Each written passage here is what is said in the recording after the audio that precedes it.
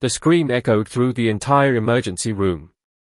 It was the kind of scream that made every nurse stop, every doctor turn, and every heart skip a beat. A mother burst through the automatic doors, her face twisted in pure terror. In her arms, she carried a small boy, maybe 6 years old. His lips were turning blue. His eyes were wide with fear. He was not breathing. "Help me. Please, somebody help my son," the mother cried, her voice breaking as she stumbled toward the front desk.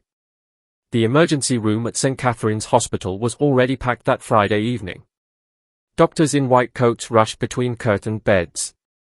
Monitors beeped. Phones rang. Someone shouted for more blood bags.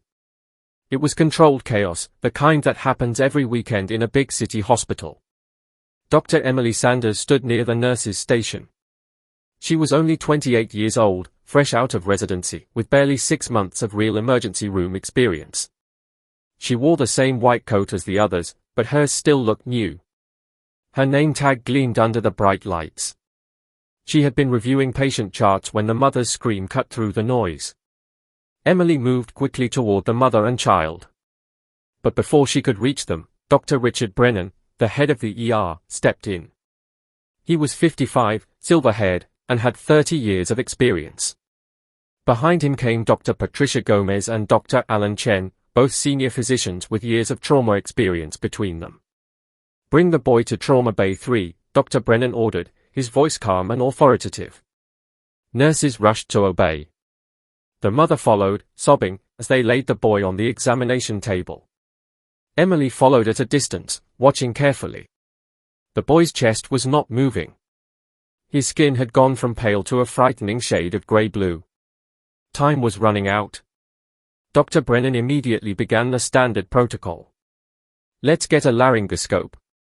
Prepare for intubation. Someone call respiratory therapy, now." Nurses scattered in different directions. Dr. Gomez tried to open the boy's mouth wider. Dr. Chen prepared the intubation equipment. Everything moved fast, but Emily noticed something. She stepped closer, her eyes fixed on the child's throat.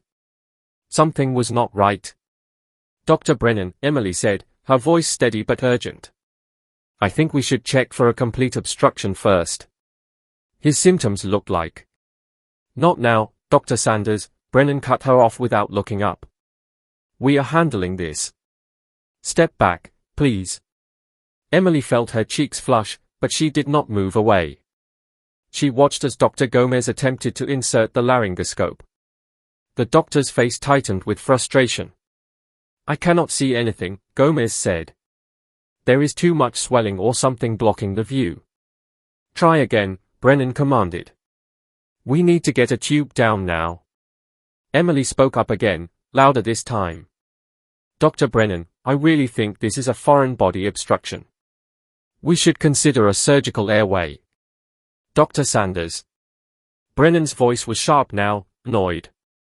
"We do not perform surgical airways on children unless absolutely necessary. We follow protocol. Now please, let us work." Dr. Chen glanced at Emily with a look that said, "Know your place." Another nurse gently touched Emily's shoulder, suggesting she step back. Emily felt the weight of their judgment, their dismissal. She was the youngest doctor in the room. The least experienced. The one who should watch and learn, not speak up. But Emily's eyes stayed on the boy. His skin was darkening. The monitor showed his oxygen levels dropping dangerously low. His small body began to twitch. The mother's sobs grew louder behind them, held back by a nurse who whispered useless comforting words. "Please save my baby," the mother begged through her tears. "Please, he is all I have. Please." Emily felt something twist inside her chest. She looked at the clock. Nearly 3 minutes had passed since the boy arrived. 3 minutes without oxygen. Brain damage could start at 4 minutes. Death could come at 6. Dr. Gomez tried the laryngoscope again.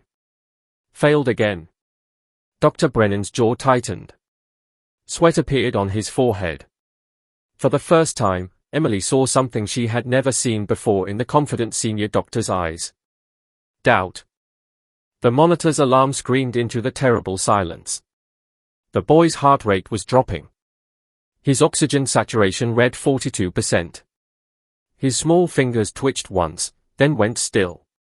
The mother's scream turned into a wail that seemed to come from somewhere deep and ancient, a sound no parent should ever have to make. "We are losing him," Dr. Chen said, his voice tight with stress. "Brennan, we need to do something now." Dr. Brennan tried one more time to visualize the airway. His hands, usually so steady, trembled slightly. The laryngoscope would not go down properly. Something was completely blocking the passage. His face went pale. Emily saw what he would not say out loud. He did not know what to do next. In that moment, Emily made a choice. She stopped asking for permission. She pushed forward through the crowd of medical staff. Her hand reached out and grabbed a scalpel from the sterile tray beside the bed. The movement was so sudden that everyone froze. "What do you think you are doing?" Dr. Brennan shouted, his eyes wide with shock. One of the nurses actually laughed nervously. "Is she serious right now?" But Emily did not answer them. Her hands moved with a calm certainty that surprised even herself. She positioned herself at the boy's throat. She felt for the landmarks, the small dip between the thyroid cartilage and the cricoid cartilage. Her training came flooding back. She had practiced this procedure 100 times on mannequins. "Dr. Sanders, step away from that patient right now," Dr. Gomez commanded. Emily ignored her. She made a small, precise horizontal incision. Blood appeared, but not much. She used her finger to widen the opening, then took the small tracheostomy tube that a wide-eyed nurse handed her, almost without thinking. The nurse had seen what Emily was doing and understood. Emily inserted the tube directly into the boy's windpipe, below the obstruction. For a terrible moment, nothing happened. The room held its breath. The mother's crying stopped, suspended in fearful hope. Dr. Brennan stood frozen, his mouth open. Every eye was on the small boy's chest. Then, the boy's chest moved. A shallow breath. Then another, stronger this time. The monitor's alarm changed tone. Oxygen saturation began to rise. 45%. 50%. 60%. The numbers climbed steadily. The boy coughed suddenly through the new airway. Something small and round flew out of his mouth and clattered onto the floor. A nurse picked it up. It was a grape. A whole grape, perfectly sized to block a small child's airway completely. The kind of obstruction that no amount of intubation could bypass. The room erupted into motion again, but different now. Purposeful. Hopeful. Dr. Chen secured the emergency airway Emily had created. Dr. Gomez started an full line. The boy's color began to return, from blue-gray to pale pink to a healthy peachy tone. His eyes fluttered open. He looked confused and scared, but he was breathing. He was alive. The mother broke free from the nurse and rushed to her son's side. She grabbed his small hand and pressed it to her face, sobbing with relief instead of grief. "Thank you, God. Thank you, thank you, thank you." Then she looked up at Emily, her eyes streaming with tears. "You saved him. You saved my baby." Emily felt her own eyes fill with tears. Her hands were shaking now, the adrenaline finally catching up with her. She nodded, unable to speak. Dr. Brennan stepped beside Emily. His face had changed completely. The anger was gone. In its place was something like wonder, and shame, and respect all mixed together. He put a hand on her shoulder. "That was," he paused, searching for words, "that was the bravest and most skillful thing I have seen in 30 years of emergency medicine. You saved that boy's life, Dr. Sanders. When all of us, including me, were too stuck in protocol to see what needed to be done." Dr. Gomez nodded slowly. "I am sorry I doubted you." Dr. Chen extended his hand to Emily. "Where did you learn to move that fast?" Emily shook his hand, still trembling. "I just listened to what the patient was telling us. And I refused to let him die."